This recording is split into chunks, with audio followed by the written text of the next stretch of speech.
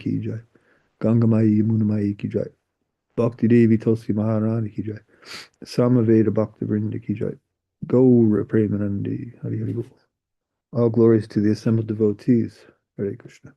All glories to the assembled devotees. Hare Krishna. All glories to the assembled devotees. Hare Krishna. All glories to the lotus feet of Sri Sri Guru and Sri Gauranga. All glories to Sri. Hare Hare.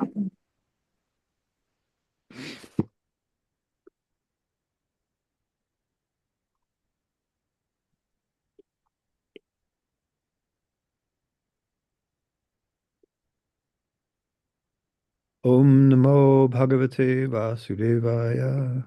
Om Namo Bhagavate Vasudevaya. Om Namo Bhagavate Vasudevaya. Om Namo Bhagavate Vasudevaya. Om Namo Bhagavate Vasudevaya. Om Namo Bhagavate Vasudevaya. Hare Krishna. Good morning, everyone. Today we continue our study of Srimad Bhagavatam. We are in the third canto, 15th chapter, which is entitled Description of the Kingdom of God. And today's text is number 16. Yatra naishayasam nama vanam kama dughair drumahai sarvartu shribhir vibharajat kaivalyam eva mortimat yatra naishreyasam nama vanam kama dughair drumahai sarvartu shribhir vibhrajat kaivalyam eva mortimat yatra naishreyasam nama vanam kama dughair drumahai sarvartu shribhir vibhrajat sarvartu shribhir vibhrajat kaivalyam eva mortimat. Please chant.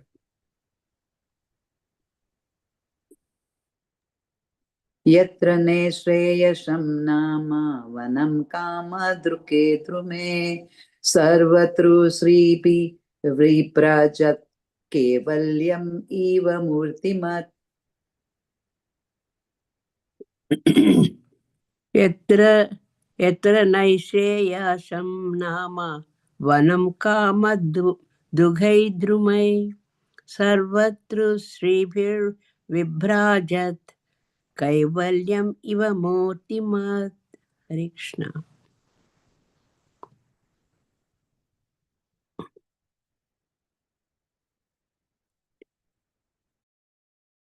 Hare Krishna.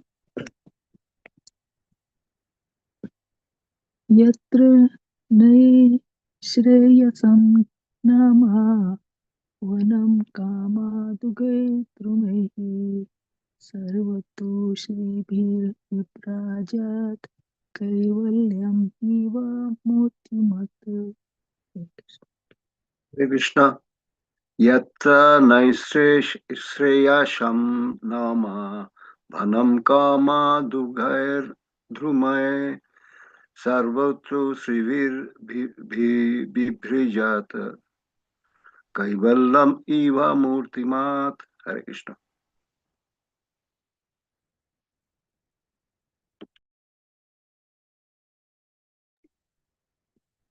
Anyone else?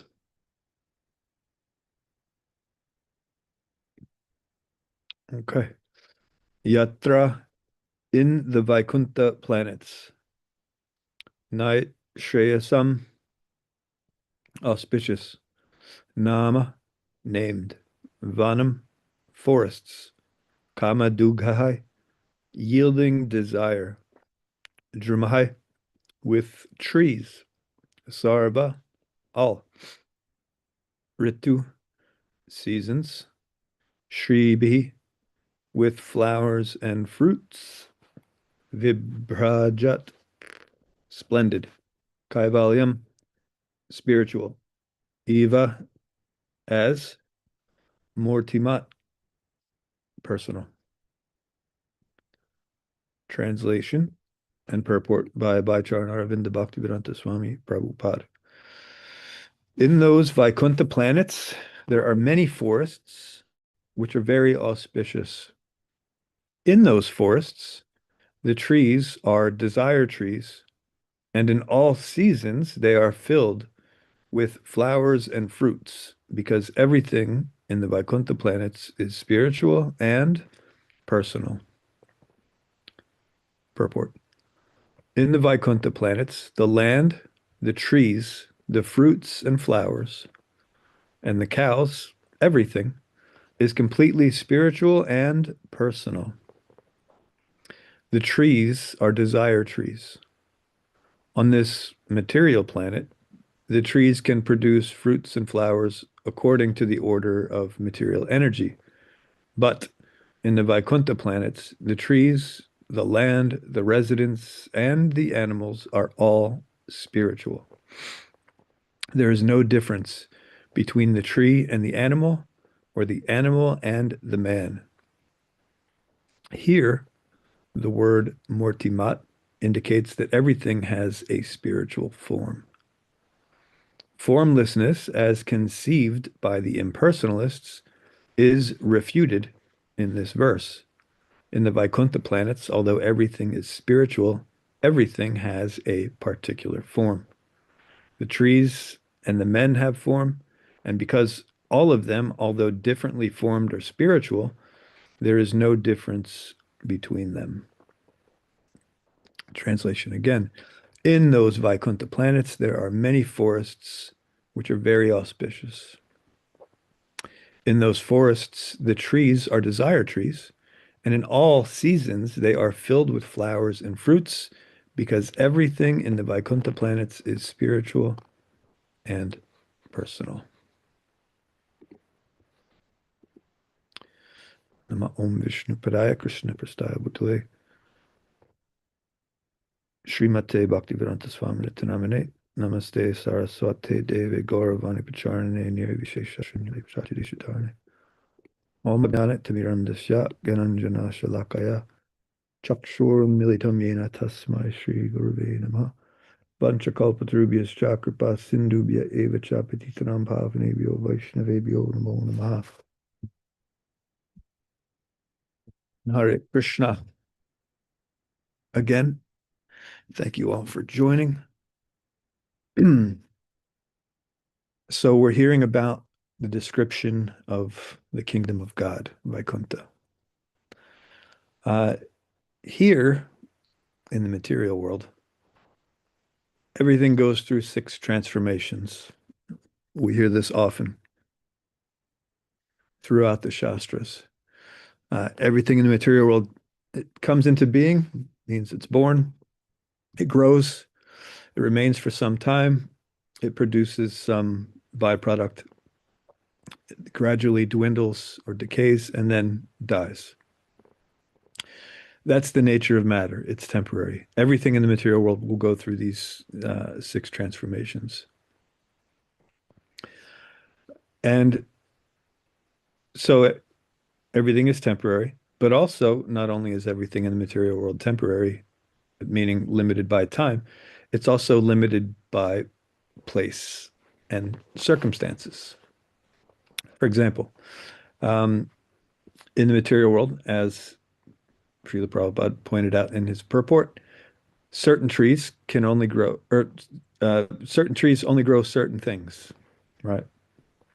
But also, certain trees can only grow in specific regions of the world, right? So depending on the place that you're in, certain types of trees cannot grow there.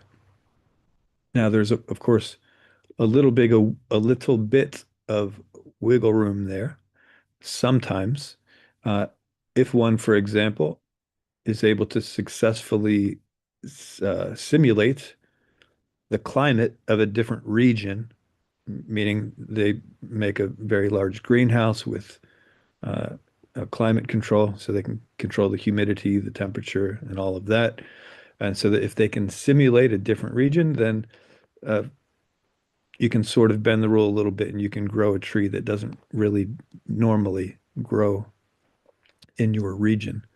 But even though you can bend the rule a little bit, it's ultimately not sustainable without a considerable amount of artificial maintenance, right? And you can't even really you can only, like I said, you can only bend that rule a little bit. Then there's also limitations. So that's limitation of place. So time is there, place. And then limitations of circumstance. Of course, there are many of those. The first limitation of circumstance uh, is the cycle of the seasons. All right. There are particular times of the year where trees blossom, and then they produce fruits, and then they go through a phase where they distribute their seeds for reproduction, and they go through a phase of sleep. And this, of course, is cyclic. So, when the trees are in their dormant phase, they're not producing fruits or flowers, right? That's how things work in this material world. Bound by time, bound by place, bound by circumstance. Some other circumstantial limitations in the material world are that, and this was mentioned in the purport, certain trees produce specific types of fruits, and that's it. So it's limited by that circumstance. Now, this is another factor that can be meddled with a little bit. So there's a little bit of wiggle room on that particular circumstance, but not a lot. So, for example, one can graft branches from several different types of apple trees to one trunk of another type of an apple tree. And in that way, you can actually grow many different types of apples on one tree. So there's a little bit of wiggle room there too, where you can have a tree that doesn't just specifically give one singular kind of fruit. It can give a few versions of one kind of fruit.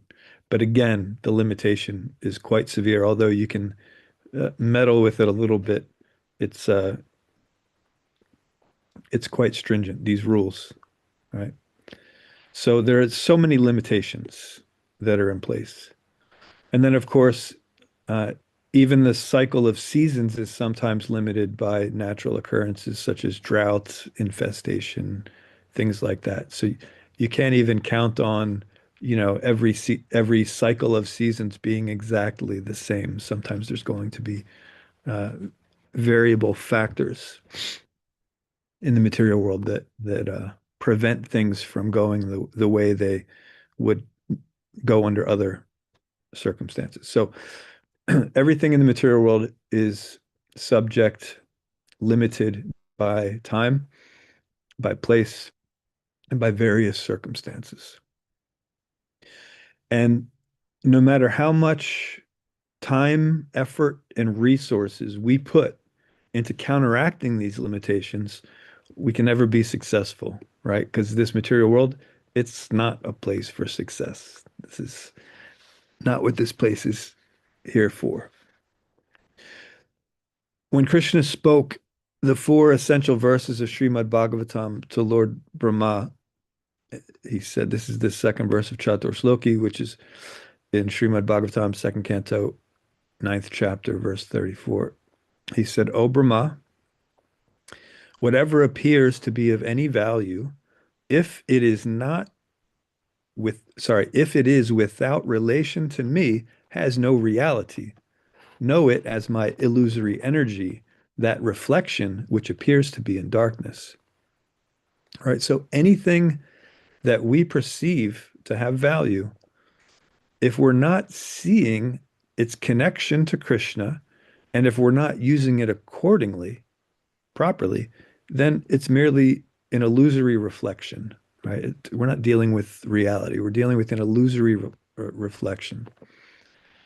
And we cannot attain true satisfaction or success interacting with a reflection, right? If you have a doubt about that, next time you're hungry, put a mirror next to your plate and try to eat the reflection of your lunch instead of eating your actual lunch. You'll find it quite frustrating. It will not satisfy you. It may look great, but it doesn't have substance. It's just a reflection. It's a shadow, right? So you can't get actual satisfaction out of it.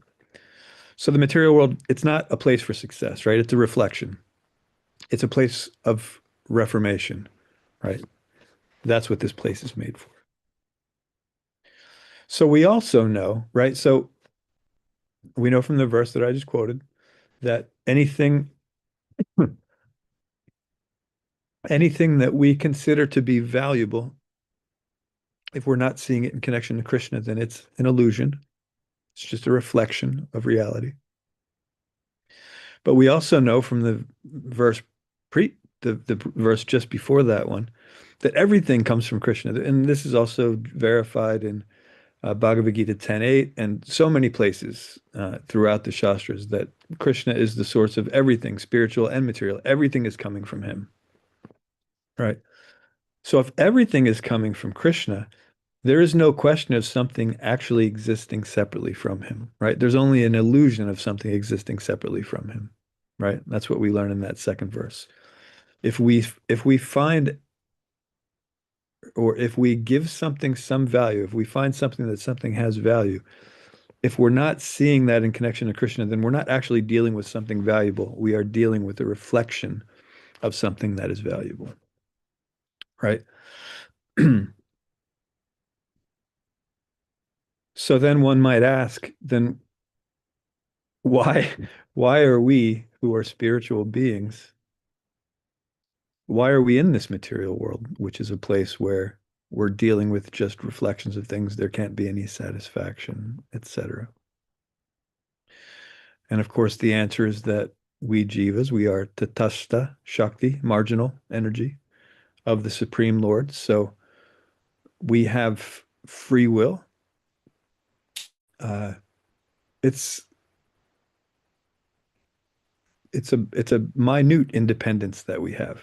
We have some independence, but it's quite minute. It's limited to uh, serving in our natural state or uh, trying to.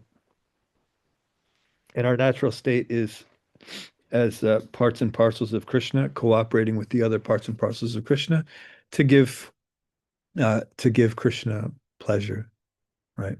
And then, of course, all the parts and parcels are also enjoying in that pleasure because when the living entities are trying to please Krishna and Krishna is pleased by that, the living entities derive great bliss from seeing Krishna's pleasure, right? Because that's their goal.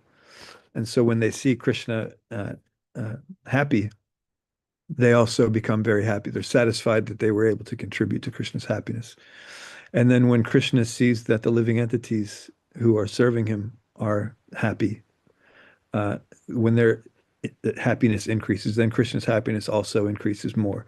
So both the individual living entities and Sri Krishna, the Supreme Personality of Godhead, are constantly enjoying more and more. The bliss is on a never-ending upward trajectory. Everything is always getting better in the spiritual world, much unlike what's going on in the material world. So then the question remains, why, if that's our nature, are we in the material world and why are we dealing with a reflection, an illusory reflection? Right. So that with that minute independence, as I mentioned, we can choose to live in our natural state, which I just described, or we can also attempt to live independent from the Supreme Lord, separate from the Supreme Lord. And as we just covered, there's no such thing as something separate from the Supreme Lord. But because we jivas, we living entities, have this minute independence to make that choice, because of that, Krishna expands himself and his divine abode to accommodate that particular tendency, which is what I'd call a selfish tendency, right? And as a result, everything that we experience here in this material world is frustrating because it is a reflection of the spiritual world, right? We're seeing things of value, but we're not seeing them in connection to Krishna. So we're not dealing with the actual thing. We're dealing with the reflection of it, an illusory reflection. And we, of course, as spiritual beings, we can't be satisfied with the reflection. So we try to adjust that reflection to be more like the original. Of course, this is subconscious, right? But this is our natural tendency because our nature is to A, enjoy eternally and to be fully cognizant. So we're always trying to figure it out and make it better, the material world. But we're trying to do it independently because we also have the nature, our misuse of free will to do things separately from Krishna. So we're not looking for Krishna's help in the material world. We're looking to make the material world more like the spiritual world, not understanding that it's impossible with the mentality that we currently have to experience the actual spiritual world, right? Because with the mentality that we have, the mentality of trying to be the center, uh, that experience it can't be had by us in the spiritual world because we're not the center, and in the material world we're also not the center. But we try very hard to be the center, and so we try to make these different uh, adjustments to the illusion, right? To try to make it a little more like the spiritual world, right? So the example of, the fruit trees that we said earlier, sometimes you can build a greenhouse and control the climate in such a way that even if you don't live in a region where that particular type of tree is native, you can still grow that type of tree in there. And also you can graft branches from another, but it has to be a similar type of tree. It can't be a completely different type of tree. But you can get the different varieties of apples, for example, on one apple tree. So we try to do things like that. We also try to um, basically we try to counteract every law of material nature to make it more like the spiritual world. Uh, we have lights, artificial lights that we use because um, you know when it's nighttime, we're not necessarily ready to do nighttime things. We still want to do daytime things, so we make artificial lights, which are just made from so all lights, by the way, all electricity, it's coming from either, well, it's all actually indirectly or directly coming from solar power. Either the sun is charging up trees and other living entities, and they're storing that power to be later pulled out in the form of fire or fossil fuels, etc. Or we're actually using the sun as solar power. So lights, blinds, right? Because sometimes after having a long night of trying to do daytime things at night, we want to sleep in, so we don't want the sun to wake us up. So we make these blinds to block out this. We want to block out the sun when the sun's up, so we can do nighttime stuff during the day, and we want to have lights so that we can do daytime stuff in the nighttime, because the time for awakening for self-realized souls is the time of sleep for others, etc. Heaters, air conditioners, right? Basically, whatever we don't have, we want, right? So if it's cold out, no, I want it to be warm now. So we have to make heaters.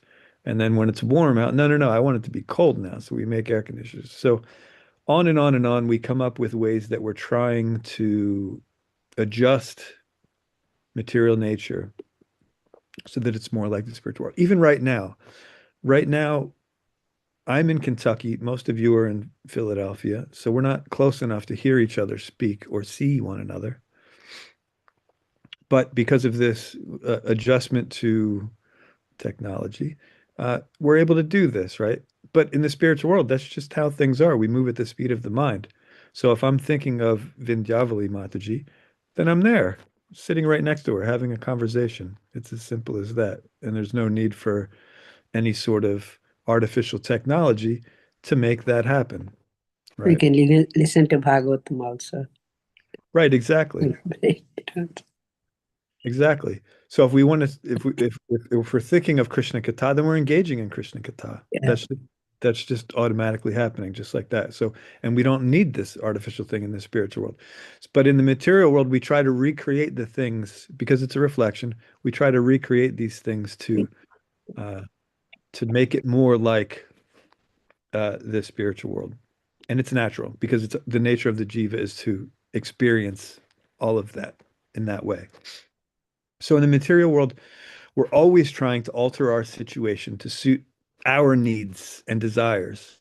And we're severely limited by various factors, right? But we try our hardest to change them nonetheless. We fight the laws of material nature. Of course, the laws of material nature always win. But again, it's natural. Our nature is spiritual, right? So we're eternal. So we're not satisfied with the reflection. So we try to make everything that we're dealing with eternal to match us. We try to keep our bodies fit so they last longer. Uh, everything. We try to make everything more like the spiritual world. And it's subconscious because we don't remember what the spiritual world is like. We don't know, right? Because we're covered because we've misused our free will. So we're constantly trying to adjust things in the material world to be more like the spiritual world.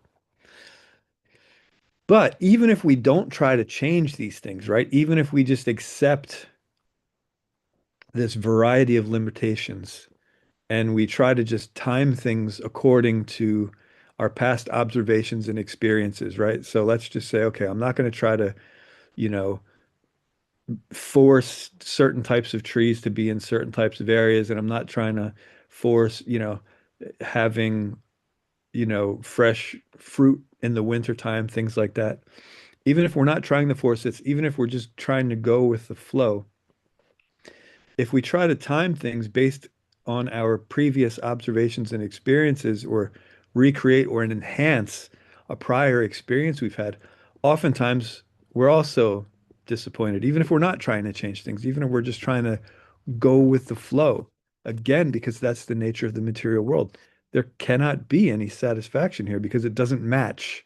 It doesn't match our nature. Our nature is spiritual. So an example of this, the right now it's autumn. It feels like winter, but it's autumn. Uh, and since it feels like winter right now during this autumn, the foliage season has become shorter, and it's also a very different experience. Some people actually plan vacations so they can see certain parts of the world, so they could see different fall foliage, right? A town I used to live in, not so far from Philadelphia, Jim Thorpe. A lot of people go up there to see the fall foliage. You could take a train ride along the one river and you see all these mountains with all these beautiful different color leaves.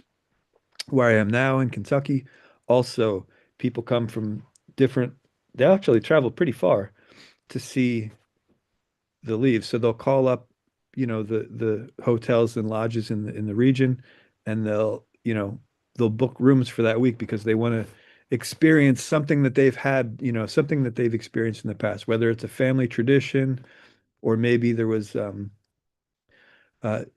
maybe before you were married when you were dating your now spouse, you had a really nice experience one autumn in the mountains, and so you want to recreate that feeling, so you bring them back to that place and you try to recreate it. But even when we try to do this, when we try to just sort of go with the flow of the laws of nature, different things happen. Like right now, someone tried to do that this year, the experience is quite different. Although the leaves are changing, there's not a big window to catch that. So you might book the room in the wrong, either when the leaves are still green or the leaves are completely fallen. Or even if you get it where you can see, okay, the leaves are, they're not very colorful, but at least, it's still a similar experience. It's so cold right now that it's a very different experience, right? Shivering isn't very romantic. Uh, the weather being a little bit chilly, that's romantic because you can bundle up and that's a sweet, nice exchange. But shivering, not the same experience. So even when we're trying to go with the flow of the laws of nature, things are going to change and it'll never be satisfying, right? But in the spiritual world, so we talked enough about the material world, come on. In the spiritual world, as we read today, all of the trees can produce whatever fruits and flowers are desired for the specific pastime of serving Krishna at any time, right? The seasons still exist in the spiritual world. It's not that, it's always, a lot of people, they move to certain regions because it's always basically 70 degrees, tropical places, and, you can get different types of food year round. It's not that the spiritual world's like that. The spiritual world does have all the seasons. It has daytime, it has nighttime. There are trees, fruits, flowers, rivers, the sun, the moon, there's animals, right? We talked about the cows being there and all that. All of these things exist in the spiritual world, but all of these things serve the pastimes instead of limiting them, right? So I'll explain a little bit. And again, I apologize because I'm going to talk about the material world a little bit again. In the material world, everything is limited by these things: daytime, nighttime, seasons, the different trees, the flowers, the rivers, the animals, all limited by the laws of material nature. But in the spiritual world, although these things exist, they don't limit anything. They serve the pastime, right? So the seasons don't go cyclically, they go according to what the mood is, right? So let's say we all know that the rasa dance between Krishna and the gopis, the main one, takes place in the autumn season, the full moon in autumn. But all of the flowers of spring are blossoming during that time because it serves the mood, right? The mood is served when a gentle breeze blows through those trees with these fragrant flowers, and it enhances that particular pastime, right? Uh, and sometimes for certain pastimes, it's better if there's no moon, because then you see more stars, right? When you don't need to really navigate through the forest so much, you just want to appreciate the atmosphere. Then of course there's the gradation between, full moon and no moon. There's, half moon, there's the waxing gibbous, the waning crescents, all these things. So everything in the spiritual world is personal. So it understands what's going on and it serves the mood of the pastime, right? So the trees, being part of that personal pastime, they understand the mood of the pastime and they provide suitable ingredients to enhance the experience of everyone, right? Sometimes specific fruits and flowers. Sometimes it's a low canopy, right? Kunja Bihari. Kunja means a forest with a low canopy. So it's sort of like, you're outside, but it sort of feels like you're inside because you have this low canopy. So it's nice and shady, nice and cool. Um, you can, run around and play with your friends. So sometimes it'll give that low canopy of shade for like a nice resting area, right? So if uh, if the cowherd boys, for example, really want to massage Krishna's feet, you can't massage Krishna's feet and run around at the same time. So the forest understands this, and the forest creates this uh, nice peaceful mood. Dim the lights out a little bit with that low canopy. So it's like, okay, now, yeah, I think it's time to relax now. We've run around, enough. And then the trees provide this, even the nice shape where you can perfectly lounge up against, and then the cowherd boys can massage Krishna's feet, and some of them can feed them the lunches that their mothers prepared for them, little snacks. Of course, because the mothers of all the cowherd boys, they're actually making those lunches for Krishna, and they tell their child, okay, make sure when you're eating this today, make sure you give Krishna this preparation. This is his favorite, so you make sure you give him some of that, right? So everything is for Krishna in the spiritual world, right? And so even the trees, even the animals, everything serves the pastime. Everything understands what is going on, and they participate in the pastime accordingly. So it's not that if Krishna wants to dance with the gopis or the gopis want to dance with Krishna, they have to wait for a full moon night in the autumn. No, it's they're dancing together, and so that's going to be the atmosphere because that's a very romantic atmosphere. So if the mood is different, then the environment will be different, right? The environment serves the mood in the spiritual world. right? And of course, it's not just the trees, the sun, the moon, the stars. Everything is there to serve the pastime because they're all personal and they understand the mood, cooperate to provide the perfect atmosphere for Krishna's pastimes. And that way, Krishna and his devotees get the best parts of all of the seasons simultaneously in the spiritual world, right? We generally like, there's certain things that we like about the different seasons. But then there are certain aspects that, you know, we don't like. Some people prefer the winter time because they like the pure white snow. They don't like when it gets slushy from people driving in it or, mixed with, dirt and debris. And they may not appreciate the cold as much. Um, uh, Others prefer the summer, but then it's not completely ideal because it gets too hot sometimes, and there's limitations. There are certain things that you can do certain times of the year, and it's going to be a very different experience. Like, for example, I live near a creek. That's what I bathe in. Bathing in the creek in the summertime is a very different experience than bathing in the creek in the wintertime. In the summertime, it's inviting, refreshing. You want to spend a lot of time in there. In the wintertime, it's necessary, so you do it, but you don't want to spend a lot of time in there. You get what you need to get done, and then you get out and figure out a way to warm up, right? So in the material world, we're limited by what we can do at different times, places, and circumstances. In the spiritual world, everything serves the pastime. So even if the mood is of a nice, cool night and everything is breezy, if you get the desire to swim with your friends, then all of a sudden everything's going to warm up and you go into the water and it's going to be quite refreshing, right? So everything in the spiritual world is perfect. The trees, the animals, the atmosphere, it's all personal. It all understands what's going on and it all serves the pleasure of Krishna, everything. Right. So I apologize again because I'm going to talk about the material world because I mean that's where we are, that's what we're dealing with. Currently, we are firmly identifying with the reflection of the spiritual world, right? The illusory reflection of the spiritual world. And because of that, we're frustrated and we repeatedly, subconsciously, are trying to make this reflection more like the original. But that's not actually the solution to our problem.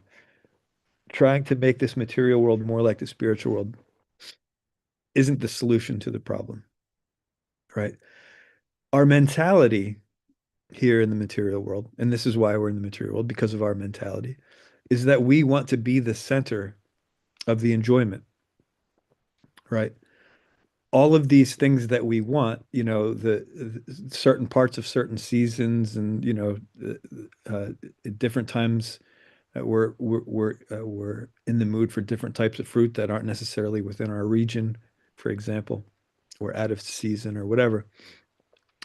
But these are based on our own whims and desires. They're not based on our desire to serve Krishna. It's not that, oh, I really want to give Krishna, a banana and a papaya. No, it's, I'm in the mood for a banana or a papaya, or I want to cool down, so I want to, jump in the creek, right? And it's not that in the spiritual world we don't have these desires, but they're all centered around Krishna. So people still have preferences, favorite colors, favorite animals, favorite seasons. But their expression of those things are all centered around Krishna's pleasure, right? They're not centered around one's own uh, sense desires or whims or like that, right? We want to have Krishna's position, right, in the material world. This is why we're here, because we want that position. But our nature, although equal in quality with Krishna, is vastly different in quantity, right? We cannot be the center. He, being the source of everything, everything comes from him. He is the natural center, right? And we are the natural, um, what do you call those? The um, uh, points of uh, concentricity. I don't know if that's a word. He's the center. We are points that serve him concentrically so that everything works in harmony. That's how everything works in the spiritual world. So he's the natural center. So because we had this free will and we wanted to enjoy independently from Krishna, we're here dealing with the reflection. We're seeing value in something, but we're not seeing that in connection to Krishna. So we're dealing with a reflected illusion because we wanted to enjoy. Now, the crazy thing is, in the spiritual world, everyone is actually enjoying. Everyone is experiencing bliss completely. And it's always getting better, as I mentioned before. So no one is actually missing out on anything, right? We even see that Krishna himself, who is the center, observes that his devotees are sometimes enjoying even more than he is, right? And of course, that makes him very happy. That makes him enjoy more when he sees that his devotees are enjoying even more than he is sometimes. So there's really no need for the envy, right? It's not justified. This envy that we have when we misuse our free will to try to enjoy as the center, there's really no need for it. It's not justified. But here we are in the material world, in the reflection. So, justified or not, we're here because we made a choice, whether we remember or not that we made that choice, whether we remember it or not. But here we are in the material world.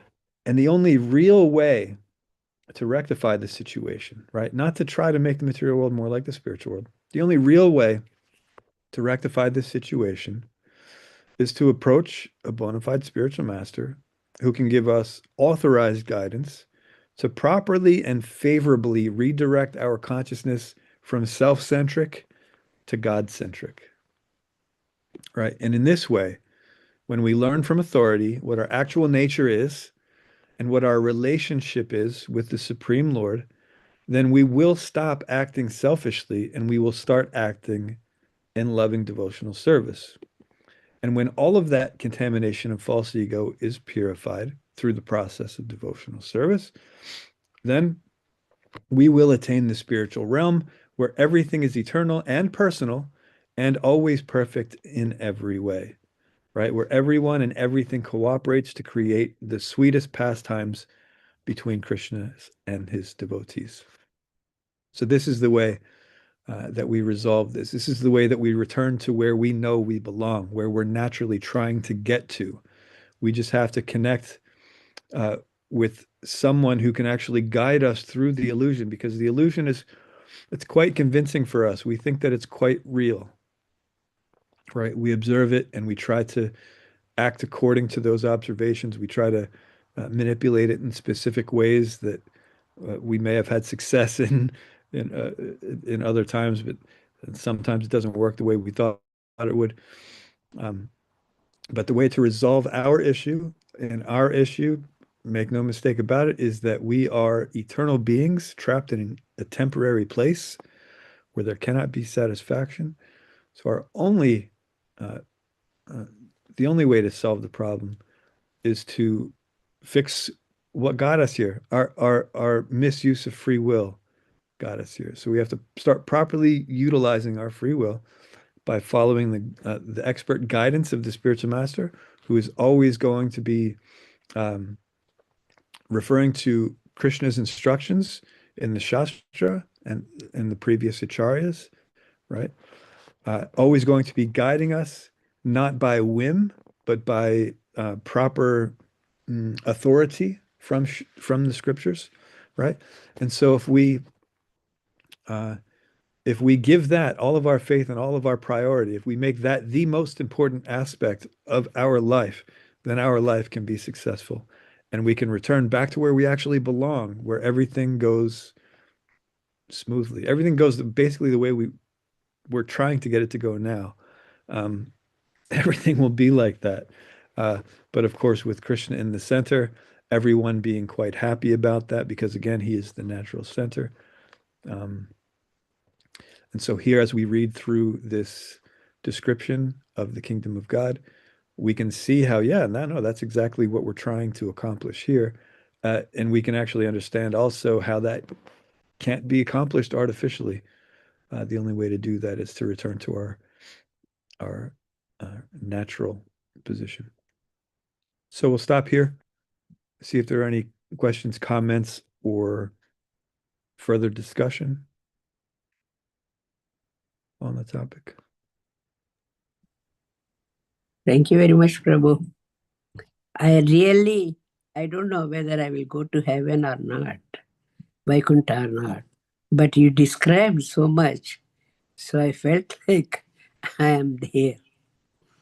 So thank you very much for the morning, that feeling, Prabhu. And the way we think of the way you described about Vaikuntha and all, yes, that is very much after we do lot of devotional service, after we realize what is Krishna and what is everything, then only we reach there. That's what I had to plan now. Yeah. I'm thinking that the way you're describing it, the Vaikuntha, it's really pleasant place. After we do lot of service, only we'll reach there. That's what my belief, and I will try to do that. What to do? Whatever Krishna gives us, Yeah, everything. If we think of Krishna in the center, then we'll reach that place. And Krishna enjoys also like that. What we enjoy, he enjoys seeing us like that. So thank you very much for a nice class. Thank you. Thank you. Anything Thank else? you very much, Prabhuji. Very, very nice class. I like one point you say that we have to purify our false ego. Mm. And to purify false ego, we have to chant more, do service more. But chanting is the main, thing will purify our false ego, because the false ego is so mighty. It's bigger than the sky. And to break that sky, only the Krishna can do it. Yeah. So, can you put a little bit of light on the false ego and smashing the false ego? Thank you. Yeah. Sorry to interrupt, but I like that point very much. I appreciate it. Yeah. Yeah, chanting is essential because it's the Cheto Darpana Marjanam process. As we chant, of course, if we're avoiding offenses and we're paying proper attention to the holy name, to whatever extent we're avoiding offenses and focusing properly in the proper mood of chanting the holy name, to that extent, reality is revealed to us. It cleanses the mirror of the mind and the heart so that we can actually see things as they are. You start seeing through the illusion, right? You see the man behind the curtain, so to speak. And so that's what chanting does. If done properly, it helps us to distinguish what is illusion and what is reality. And naturally, we'll start acting in reality once we see, oh, okay. But our problem is we're not currently understanding what is reality and what is illusion. So we're trying to act as if illusion is reality. And that's what binds us to the material world. So as soon as we can understand that through chanting, getting that clarification, and also engaging in the other angas of bhakti, chanting is the most important. Hearing, yeah, remembering, serving the feet of the Lord, worship, all of these, surrendering one's whole self, considering the Lord as one friend. All of these different processes are valuable for us to make advancement in spiritual life. So whichever one, chanting, of course, is essential. Whatever other aspects help bring us to that Krishna-centric consciousness instead of the self-centric consciousness, those are the ones that we want to spend a lot of our time doing, so we can cultivate that mood. So then we can have that attachment to serving Krishna in all of the other aspects of our life as well. So then everything we do eventually will be in Krishna's service, not just, when I'm doing this or when I'm doing that, I'm thinking of Krishna. Eventually, everything we're doing throughout the day will be completely focused on Krishna. And we read about those pastimes too. We read about the Astakali Alila of Krishna Yes. and his devotees. And that's all they're doing all day is Yeah. they're thinking of ways to, different and they're have different depending on who's around, there's a different mood, but there's still that underlying you know, real deep love and affection. So all of that enhances, Yeah. the environment enhances that mood. So in that particular time and place, that's enhancing that love in a very specific way. And then it's enhanced in another way in a different time of the day when there are different people Mm. around, etc. The environment's the same. So different. So yeah, but everything in the spiritual world, it's personal. So it takes a bit for us to get from where we are because we're quite self-centric to that point. But if we follow this process with sincerity, again, as you mentioned, chanting, it's a very, very essential factor. And we have to be determined, we have to be dedicated, we have to be sincere. Uh, Mm. if we understand the principle of bhakti, not just following the details of it, but actually understanding the principle and applying it and becoming attached to that principle of bhakti, then all of this illusory nonsense fades away. It no longer becomes anything that we realize it's not substantial, right? And then Mm. so then we grab onto what's actually substantial, so the spiritual world. So the more we uh, hear in the association of devotees, the more we chant, the more we remember, engage in kirtan and other devotional services with the proper mood, then the more we'll be inclined and the more we'll be ready to actually re-enter the spiritual world. Thank you so very much, Prabhuji. Thank you. Thanks for adding that because that's a very important part, the chanting. I will practice that. You know Nandi Mukhi, Prabhuji. Yeah. Yeah. Nandi Mukhi sent his two Bal Gopal to me yesterday. They arrived Oh, yeah. because she cannot serve, so she asked me that, Mataji, can you have them? So they are in my temple room, and I'm so much overjoyed to have them. She served them for so much love and devotion. So much love with so Yeah. much love. Yeah, I've witnessed her making the outfits and doing all of the different offerings that Yes. she did for her. Yeah. Oh, those deities were served with so much love. Yes. So yes, you're quite fortunate to have those. Yes. So Yeah, I'm thankful to Nandi Mukhi. yeah. Unfortunately, she's going through very difficult Very health problems. tough time. Yeah. She can't even get up now. Yeah. So, So but I talk to her quite often and do good. satsang, and I tell her that, and she is very much focused on Krishna, that she Yeah. says, I don't care what happened to me. So I'm really thankful to even talk to her. Yeah, Yes. her association is also I valued for so many years, so many years. She used to come to our house and even stay overnight.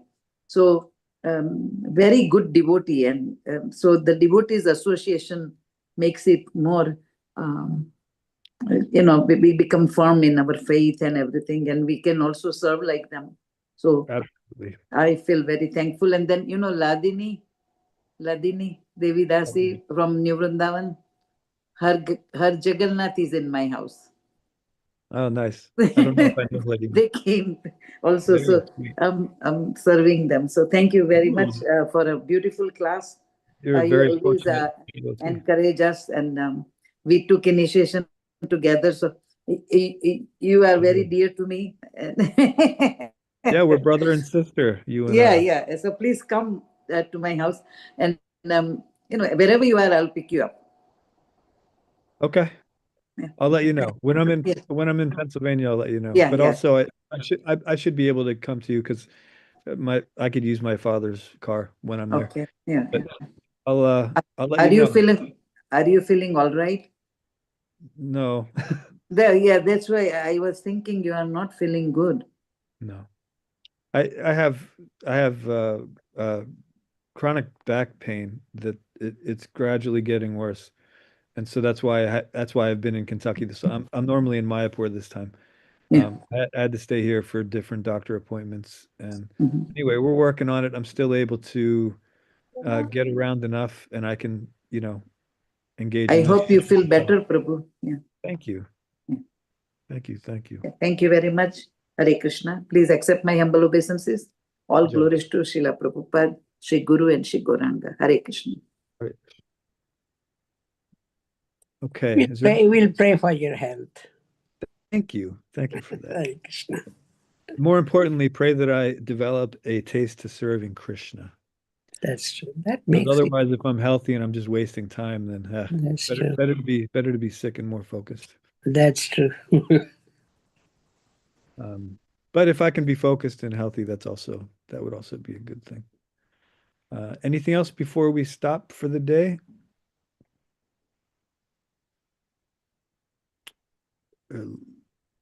I see that Dronacharya Prabhu was unmuted, but I can't hear anything. Did you mean to unmute, sir? Yes. Can you hear me? Can now. Yeah. Okay. Very good. No, thank you for a wonderful class. And you look quite cold where you're at. And you're talking about the different, situations that we have to face in this material world, and being able to serve despite the material conditions around us. I think you're an example of that. As far as especially just the service you're providing here to the devotees of ISKCON Philadelphia and giving these classes. So really thankful, for you doing that. Quite fortunate since Nandi Mukhi was just brought up. The last time I talked to her was actually a little less than a year ago. I was in Mayapur and she called. She was working on an art project and she wanted a verse reference to put in this particular art project. So, and she's in way worse shape than I am physically. She can't even get up. But still, she's focused on serving Krishna. So even just doing these art projects, she wants them to be, not just whimsical from the heart. She wanted to make sure that they had some sort of like, authorized shastric backing to them. And so, yeah, we're fortunate to have souls like that we can try to follow their examples. We can't imitate them, but we can try to follow their examples. And of course, most people in Philly, especially those that have been around for a while, know how much service Nandi Mukhi did in the Philadelphia temple for Radhashard Bihari. Most of the outfits that we see on the deities were stitched by, or designed and stitched, and the fabric picked out, all of that by Nandi Mukhi. So we all, whether we know it or not, have a connection to her, even if we've never met her.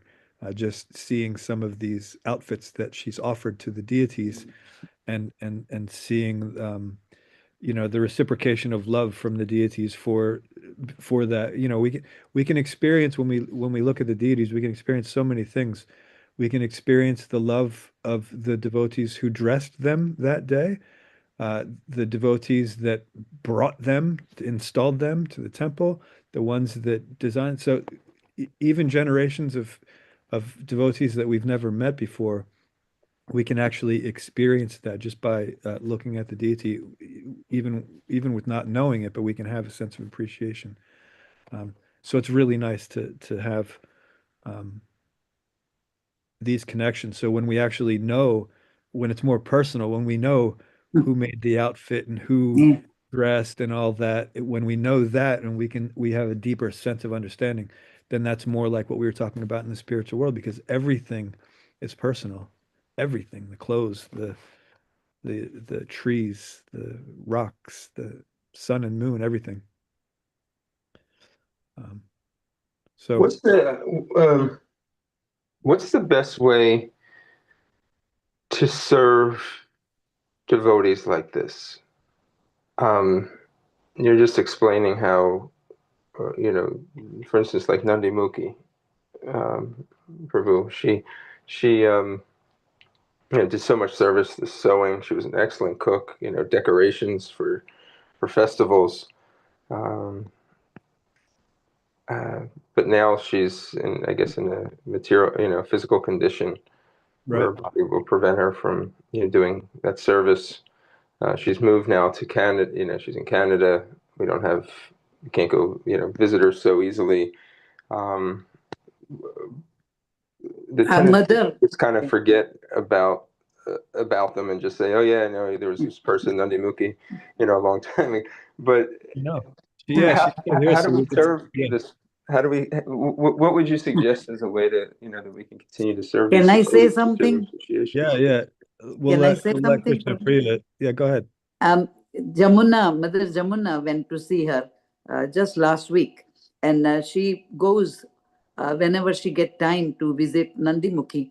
So I send some bogas, dried, things, some Lakshmi, and then most of all, I pray for her, and then I call her. She says, nobody calls. Mataji, you call, and it makes me so happy. And she cries.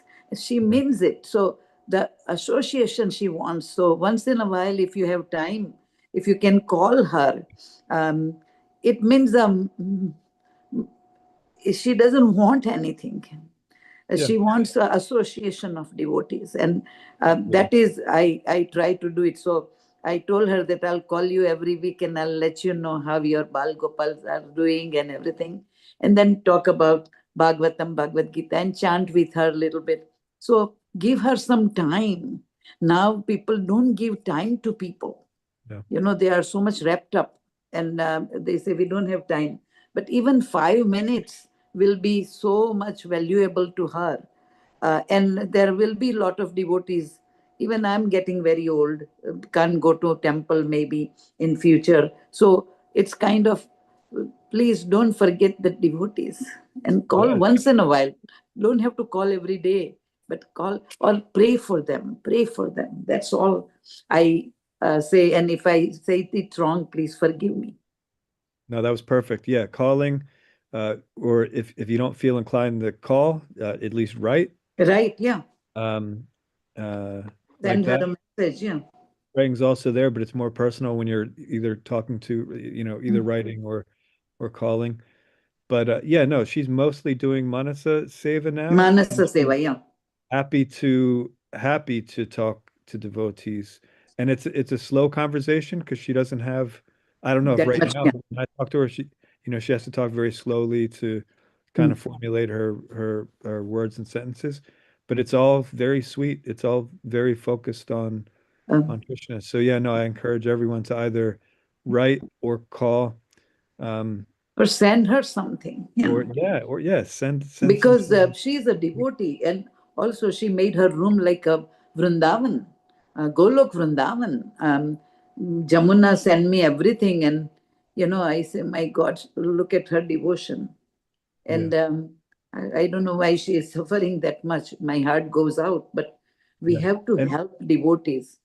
yeah, and if you find yourself going up that way, anywhere near that direction, pop Go. in. Yeah, yeah, Absolutely. And that goes for basically any devotee that you've ever been inspired by. yeah, However you can engage with them is a is a good yeah, way to do it. Of course, focus centered around Krishna and not yeah, yeah, don't yeah. call them up and talk about the No. basketball game last night, but so whoever we have taken an inspiration from, yeah, that's a very precious thing that we definitely didn't deserve it, but we got it, and so we should be grateful, thankful, and whenever we can, Mm, yeah, try to interact with these devotees as much as possible, um, and take proper uh, um, benefit of their association. As much as Krishna Priya, you say you're indebted to, so much more indebted to you. You're actually my senior. I remember when I first moved into the temple, you'd been coming for such a long time. yeah, yeah, long time. Where the 78. Yeah. So, I moved there in what, 93, Mhm. 94. So Mhm. I'm Yeah, you I'm a were like my baby. boys, I'm I'm My- a baby compared to you. So Yeah. I take so much inspiration from you. So yeah, we do that. We take inspiration from each other in various aspects of our devotional life. And yeah, I'm like your little brother. Or little son. Yeah, we're little, yeah, it's true. Because actually, I just turned 78. I finished 78 finish. So just day before yesterday. So Mm, yeah, right. you are all my children, you know. And God, brother, and everything, whatever you. But you are related to me. This is a Prabhupada's ISKCON family, and I really value each and every devotee Yeah.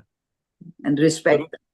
So good personal interactions are there. If you find that there's a need with one of these devotees, try to fill it if you can, Hmm. you know? So if you find that there's something that is needed, then try to give that. But yeah, otherwise, yeah, it's a good policy to try to keep in touch. And pray also for them. And pray, of course.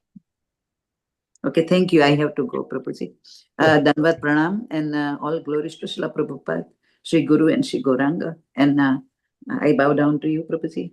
Hare Right. Krishna. Thanks for the beautiful class. Thank you very much, Dronacharya Prabhuji, for everything. Hare Krishna. Hare Krishna, All Prabhuji. glories to Srila Prabhupada. Yeah, all glories to Srila Prabhupada. Thank you for your services and thank you for everything you do. Thank you. Hare Krishna. Hare Krishna, Prabhu. Thank you very much. Thank you. Okay.